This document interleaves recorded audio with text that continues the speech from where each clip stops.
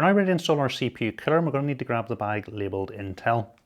The first thing for us to do is assemble our backplate, and we've got these long screws with notches on the side. And you'll notice there's two different holes in the side of the backplate. There's ones further towards the end and ones further towards the middle. And it depends on what socket you're installing it on where you put the notches.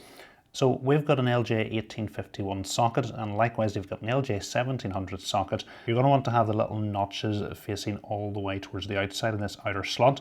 If you've got an LJ1200 socket, you're going to have the notches in the inner slot.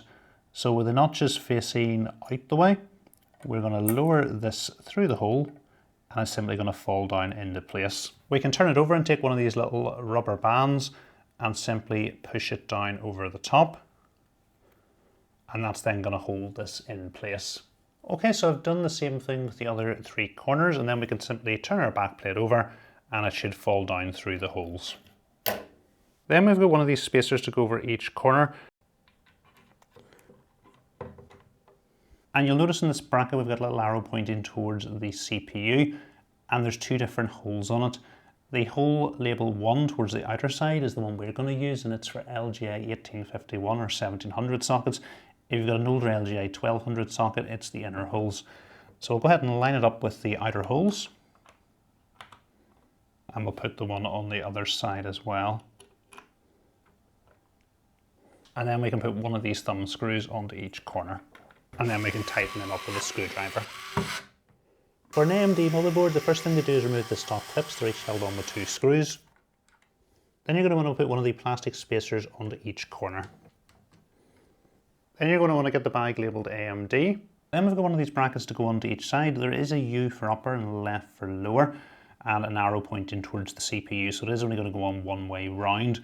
There's also 2 holes that we can install in. There's the 0, which is the standard position, and there's also one labelled 8, which is for the offset positions. So the easiest way to do this is just to pop the screws through the bracket first of all. So we'll put the 2 screws through the holes labelled 0.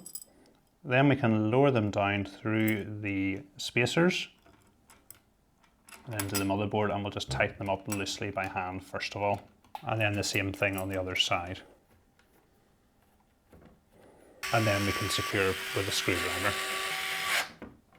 So we can go ahead and remove the plastic protection from our CPU cooler.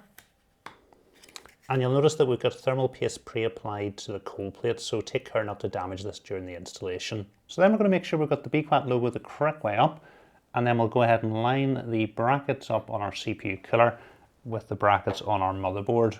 Once we've got everything lined up, we'll give each side a few turns just to get it to catch, and then we can go ahead and tighten up each corner in turn.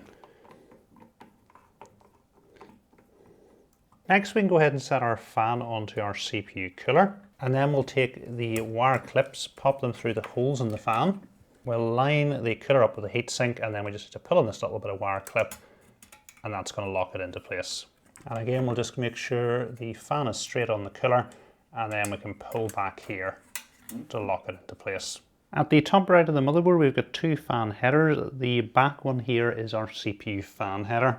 So we'll take the cable coming from the fan, line it up with the header and push into place. And then we'll just take all our excess cable and tuck it in behind the heatsink.